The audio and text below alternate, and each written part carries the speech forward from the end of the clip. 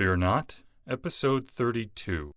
Hi, I'm Billy Atwell, and I believe that consistently facing your fears is the only way to realize your truest self and to make those confident choices that will help you to obtain your deepest held hopes and dreams.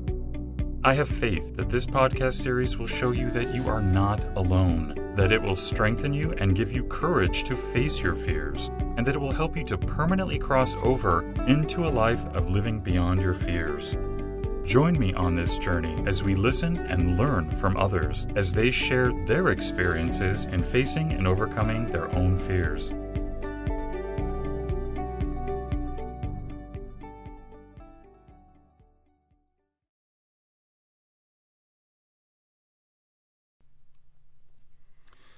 Hello, everybody, and welcome to the show today. You and I are going to be joined by Dr. Srini Pillay. Good morning, Dr. Pillay. How are you today? I'm great, thanks, Billy. Thanks so much for having me. Yeah, the pleasure's all mine.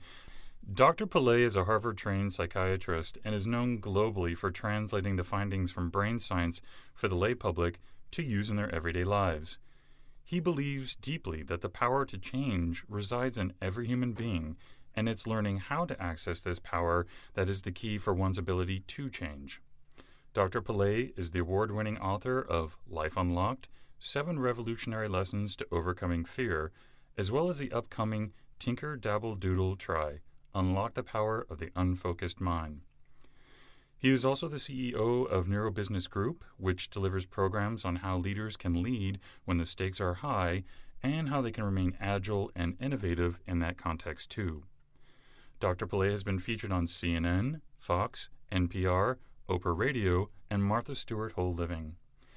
Dr. Pillay, can you take a few minutes to fill in the gaps and also maybe give us a brief glimpse of your personal life? Sure. Essentially, the way that I think about most of what I do is in an unboundaried way.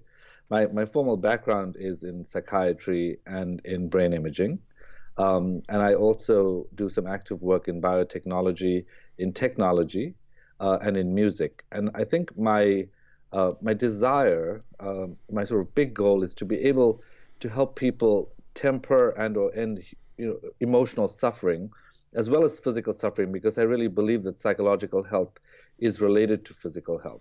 And I think the way in which I come at the questions that I think you're going to be asking me is, what can I say that can make a difference in someone's life today and then make a difference from this day on?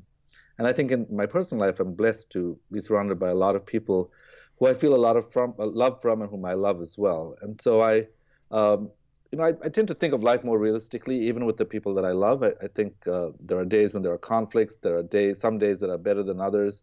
And I think using a lot of this information that I'm going to be sharing with you today is something that has increased my faith, in addition to having worked with patients for 25 years. Well, great. Well, thank you so much for sharing. Dr. Pillay, can we start off by having you sort of help us to understand what fear is and how it's processed in the brain? Sure. So fear, I think in the way in which we generally speak about it, is a response to threat. And people who think physiologically would think of it as a physiologic response to threat. People who think through the emotional lens think of it as an emotional response to threat.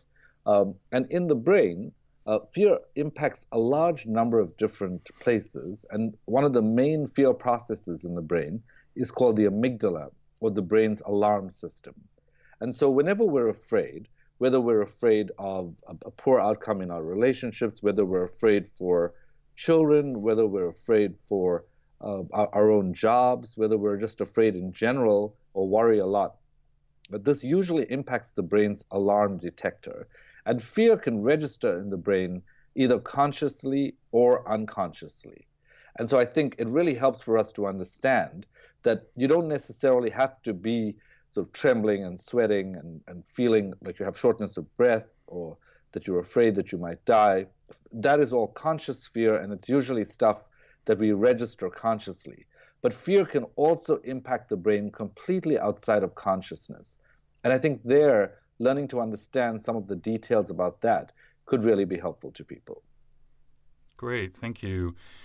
I know in your TED Talk from 2003, The Science of Possibility, You were talking about this GPS, the posterior parietal cortex, that can help people sort of move out of fear. Would you mind talking about that a little bit? Sure. So, when you think about fear and you think of what it is as an emotion, there are a number of different ways in which you can quiet down the amygdala. There are ways that have to do with self-talk, with how you talk to yourself, and we can go into those later if you'd like to. But there are also ways in which you can visualize a future differently. And I think a lot of people, when they are afraid, their first response is to, either have this fight or flight response and they or get paralyzed.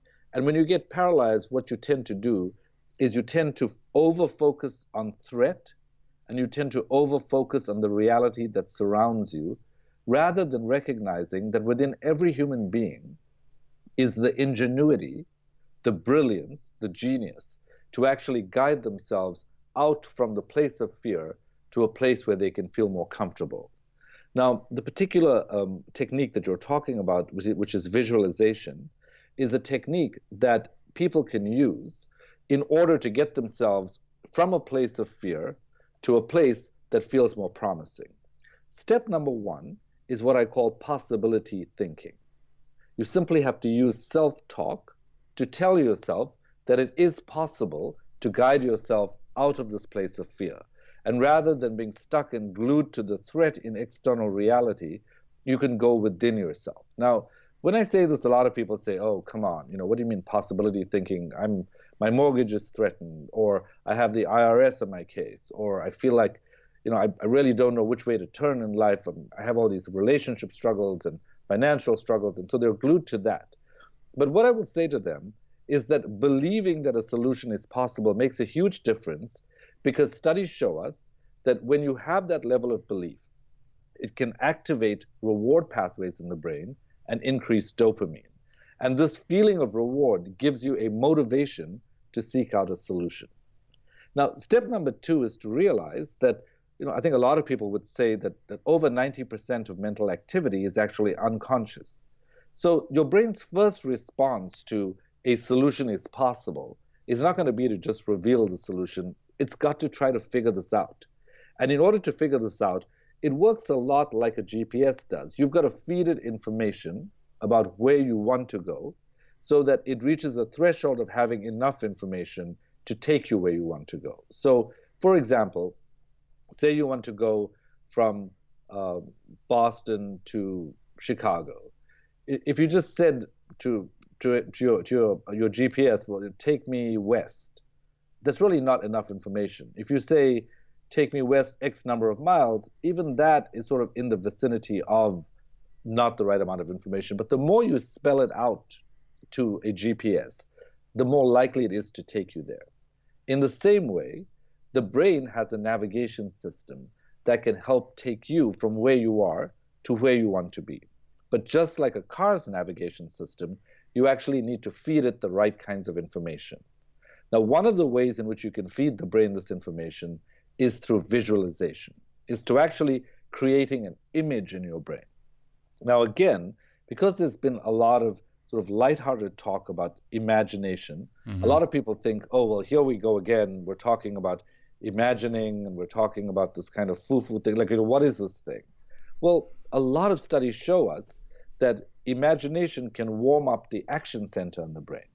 So the more you imagine where you want to be, let's say you're afraid today about your money worries. If you can imagine yourself lying down in a boat, completely free of money worries and recognizing that you are freer to engage the world, that's the first bit of information that you're giving your brain, the first image that you're giving the navigator to say, where I want to go is in the vicinity of this relaxation. And then the more you inform your brain about how to imagine getting there, the greater the likelihood that you will actually get there. So I'm happy to tell you about some of the steps that are involved if you'd like to know that, or if you'd like to switch to another technique, I'm happy to do that too. No, I think continuing on this would be great because I wanted to ask you too if you had a technique to help someone maintain that positivity as the GPS is sort of guiding them through. Because, time takes time. And usually that's where frustration comes and people give up. It's in during the process when things don't move exactly, you know what I'm saying, as fast as Sure, we would like them to. So please do continue. sure. So I would say the first thing to remember is that stress precipitates habit circuits in the brain, and when you are feeling stressed, it can completely wipe out your ability to imagine something. And I just want to stress that when I say imagine, I don't mean say in words. I mean literally just imagine a series of pictures. So studies have shown that when you are stressed, the parts of the brain that usually help you construct an image are actually knocked out. So the very first step that I would advocate is some kind of time that you set aside, whether it's 5 minutes or 10 minutes in your day, and you can do this once a week. You can, if you don't have enough time once a week, or start a couple times a week, and then gradually increase this. And you can increase this anywhere. When I see people and this works for them, they will often sometimes spend 15 or 20 minutes a day even just visualizing what this is. And their very first step is an exercise that is some kind of meditational exercise that you can relate to.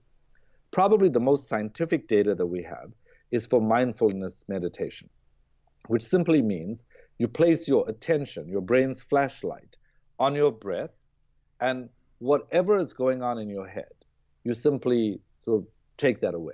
So essentially, if you are having all these negative thoughts, you keep your attention or flashlight on your breath.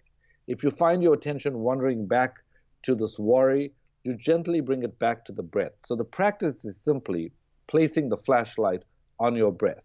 And again, we can go into many more. There are many other ways in which you can maintain this state of positivity. But this redirection of attention is one of them. If you then have this actually, if you have your attention redirected on your breath, this will calm down your brain, and many studies have shown that it actually decreases amygdala activation. The alarm starts to get quieter, and you start to become in a more peaceful state. In fact, some studies have shown that this can even change the genes that predispose you to worry, and that's how powerful this technique can be. So the moment your mind, and I can imagine that there are some people who are listening who are saying, well, that's great, and I keep on hearing about the benefits of meditation, but I really can't sit still for more than 2 minutes.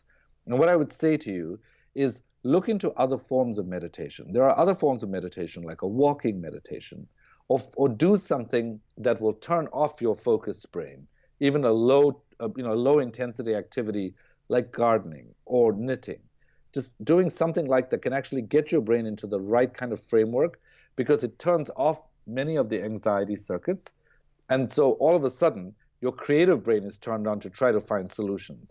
And that's exactly what you want when you're trying to form this image, because essentially, you are being a movie maker of an image in your own brain. So having said that, talked about mindfulness or any other kind of meditation to put yourself, or any kind of unfocused activity, to put yourself in the right frame of mind. What I would say is that the next stage is to start to ask yourself, what's going to make this image so strong that it's going to be a really powerful movie in my brain? Something that is going to really want to move my brain to take me to my goals. The number one thing that I would say is that when you're imagining, you can imagine yourself in the first person or in the third person. Let me explain what this means. Let's say you imagine yourself on a racetrack, just for argument's sake. You can either imagine yourself in a racetrack so that you see your back and you can see your eyes, and this is imagining yourself in the third person. Or you can imagine yourself in the first person, and when you imagine yourself in the first person, you're actually on the track, so all you can see is the track ahead of you. It's impossible for you to see your back. Now, studies show that if you start immediately with the first person, you may become more anxious because you're right in the situation. So you may want to start with third person imagery and then move to first person imagery. That's number one. Number two is it's important for the image to be something that is totally believable. So if you start creating some kind of image that is a lofty goal, which is fantastic, but you really deep down question that, keep on changing that image until it's believable, because studies show that if your brain doesn't believe what's going on in the image, it's just going to switch off. The second thing is believability. The third thing is to make sure, and this is a subtle difference, but it's an important difference, is to make sure that it's congruent with your life. So if you say, if your goal is to feel more confident and to feel more ambitious, and you're someone who could never ever be a quarterback for a football team, the idea is not to start imagining yourself as a quarterback. You imagine yourself in the most confident version of your own life. So that kind of congruence is really important. It's not just the believability, it needs to fit. The fourth thing I would say is that in order to increase your confidence, there are a large number of types of imagery that one could use, but only two kinds of imagery actually help you reach your goal. The first is coming from behind. So you can imagine that when you imagine anything, you can imagine yourself lifting up a trophy, or you can imagine yourself super chill or super excited, or you can imagine yourself coming from behind, or you can imagine yourself looking at a diagram of your life on a piece of paper or on a chalkboard, or you can imagine yourself practicing a specific thing that you're having a hard time at. Maybe it's saving. Maybe it's being comfortable in a date. Maybe it's being comfortable on a date. Maybe it's not worrying about your kids being at school. Whatever it is that is particularly difficult, a lot of people will focus on that. In sports, people use all these different kinds of imagery to get to their goals. And they actually, many studies show us that with the practice of this imagery in multiple sports, all the way from lifting weights to diving to playing tennis, imagery, simply imagining, can improve the way in which your body executes on a goal. Now, of those different kinds of imagery that I talked about, there are only two that can improve confidence. The first is the one that imagines you coming from behind. So let's say you're nowhere near your financial target. You write down that target on a graph, and you tell yourself, in 3 months I'll be here, in 6 months I'll be here, in 9 months I'll be here, and I will reach my target then. And you imagine yourself coming from behind. So going out of a situation of adversity is very powerful in the image, and you can use that concept no matter what it is, whether if it's financial, going from X dollars to Y dollars. If it's relationships, going from being alone to being with someone, or going from a very conflicted relationship to having a great relationship. Just coming from behind is itself really powerful. The next thing, the technical term for this is cognitive specific, has to do with, for example, in tennis, if somebody has one thing that's not working, like the serve, they will imagine doing the serve over and over again perfectly. So if for you, the particular thing is overspending, you will imagine walking past the store, window shopping, and then simply walking by because you know what your budget is for that particular month. So this idea of practicing a particular thing is very powerful to improve confidence. The last thing I'll say is that imagery is really powerful if it's strong and multimodal. Because the reason we do any of this is that we want to actually stimulate the brain. The beauty of the brain is that it can change. And this is called neuroplasticity. So when you can actually change your brain is more likely to get you to your goal because it's going to do something different than you're already doing. So when it is strong, what I'm saying is, if you're imagining yourself sitting at home watching TV surrounded by grandchildren, because one of your ideas is to have a very large family that's extended through several generations, put yourself in that position, but don't just create some kind of dummy image that doesn't have emotion associated with it. The first thing is to make sure that it's so strong that you can feel yourself in that chair, rocking in the chair, being comfortable, smiling, loving the feeling of a full house, loving the feeling of people surrounding you. The more emotion you add to this, the more likely it is that this image will come alive in your brain. And what we call this is multimodal. So not only can you see very vivid things, but you can also maybe smell a pie baking in the oven, or you can be stroking the hair of a grandchild. The more senses you add to the image, the more likely the image is to be strong. So just to summarize that, when you're constructing an image biologically, the first thing you want to do is some kind of mindfulness or meditation, whether it's walking meditation or something when you're still. The second thing, think in both the first and the third person. The third thing is use an image that is congruent. The fourth, an image that is believable. The fifth, an image that is specific to the thing that you want. And the sixth, an image that is really strong and multimodal. And if you just write that list down right now, and feel free to go back, sort of rewind, just make sure you've got this down. Keep it by your side so that whenever it's imagery time, you check off each one of those, and over time, this will become automatic. And the more you can internalize this image, the more you will find that the decisions that you make will be impacted by it. Classic example is if you watch Roger Federer playing tennis, and you watch how he plays tennis, when the ball comes at him, he doesn't look at where he wants to hit the ball. Because he's practiced, he has already internalized where he wants to hit the ball. So he has all his attention on the moment, looking at the ball coming to him, and then all his attention is on his racket and his ball, and he doesn't look where he wants to hit the ball, yet the ball goes exactly where he wants to see it. If you just Google Roger Federer slow motion, you'll see that his eye is never on his goal because he's imagined so powerfully that his body has now got this blueprint for action that can help him move forward with his life.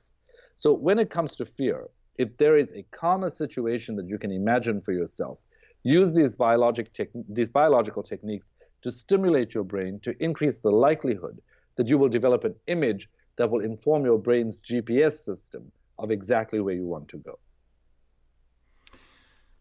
Wow, that's really incredible. Thank you so much. Sure. Would you like to talk about your new book that's coming up? Maybe you would like to explain a little bit what we can look forward to? Sure. So I'm very, very excited about this book. The book will be out in May of this year. The running title in the US is Tinker, Dabble, Doodle, Try, Unlocking the Power of the Unfocused Mind. And the book was really inspired by the fact that a lot of people, when they want to be productive, use a bunch of, let me focus more techniques. So they get, noise blocking headphones and calendars, and they try to track themselves. And of course, focus helps up to a point. But what a lot of people don't realize is that if you don't build unfocus into your life, like these kinds of imagery techniques, like possibility thinking, like dabbling in several different activities, if you don't build these techniques into your life, then your brain becomes stuck on focus and becomes exhausted much more quickly. So what I've done in this book is I've actually elaborated through a number of examples, all the way from everyday people in my practice to people like actually even Ryan Seacrest with multitasking, celebrities like that, and then looking at people who are historically relevant like Einstein or Picasso, and I've shown how by weaving focus and unfocus into their lives actually became much more productive. And as a result, they were able to better manage their emotions and also increase their productivity. And so I think a lot of what we're talking about today, which is how do you access not just ways to calm yourself down or ways to manage fear, but in my mind, the most critical distinction is that even when you're listening to what I'm saying, the most important thing is your ingenuity. I feel so strongly about this because I've been doing this for so long, and everybody feels like, well, I have a certain kind of expertise because I've studied the brain and I've studied human psychology and I have a practice. So of course I have this knowledge of what other people do. But I can tell you that this knowledge never works unless you make it your own. Because the real jewels in life, the real beauty of life, the answers to the questions you're asking are actually inside you. Yet very few people spend time exploring what's going on in their brains and in themselves. And so Tinker is really a guide to an inner exploration so that you have a sense of how you can conduct this journey rather than just listening to the kinds of advice that I would give. So we'll be able to take knowledge and actually how to figure out and how to move into the act of doing? Yes, absolutely. In fact, I was adamant in this book not to do what I've done in other books, which I think a lot of people have found them helpful when I give very specific techniques. And I think the specific techniques are great, but I truly believe that ingenuity, real brilliance, lies in the everyday person. And we've bought into this idea that somehow we have to have better grades at school, or we've got to be making a certain level of money, or we have to talk in a kind of sophisticated way, or we have to know this or know that. I truly believe, having seen many, many people, thousands of people over the years, that really buying into these kinds of conventional ideas is not how you will activate your own power. You will activate your power by getting to know what your life experience has taught you. And it's this ingenuity. And just to give you an absolutely sort of blatant example, there was a project called One Laptop for All per child. And this was a project where they dropped laptops in some kind of rural part of Ethiopia where the children had never ever seen any technology before. So they thought, well, if we drop these boxes, will they sit on them? Will they tear them? What will they do with them? And what are they actually going to do with the technology if they've never seen anything? Well, very soon, within the first 24 hours, the children learned how to turn on the on and off buttons. And within a couple of days, they were singing songs, singing the alphabet. They learned ABC. And within a week, they had even hacked Android. These are children who had never seen technology before. And I remember running a coaching seminar once and asking people to just take a half hour to explore this new technology that I had launched. And everybody was like, well, we don't know how to use this because no one's taught us, because we haven't been to a school to learn this. Well, you don't actually need to go to school to learn it. Curiosity is a strong driver, and it also turns on these unfocused networks within you. And part of what you need to do is to have the confidence to recognize that any self-help expert you talk to, no matter who it is, anybody, any psychiatrist, any brain researcher, all they can do is give you a guide. The final answers reside within you. What I hope that people will be thinking about is that this kind of vagueness about, well, how do I find the answers within me? The first step is to just set aside some time in your day for yourself. And if you think about it deeply, how much time do you ever set aside for daydreaming and going inside your own brain on a typical day and in a typical week? And if you ask yourself that question, you may slip into daydreaming, and studies have shown that that does not work.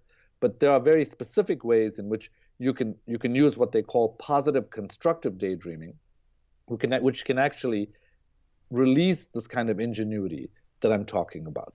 So there are guides out there that can help you access your ingenuity. And I just want to emphasize that as much as I love teaching techniques, what I love more than ever is when people make these techniques their own, because it is their own brilliance that touches this that will change their lives. Dr. Pillay, if someone wants to connect with you, what's the best way for them to do that? In a number of different ways. You could go to my website, which is Dr. Srini Pillay, and we're actually launching a bunch of new websites. It's DrSrinipillay.com. If you're interested from a business angle, I also have there's another portal which is neurobusinessgroup.com.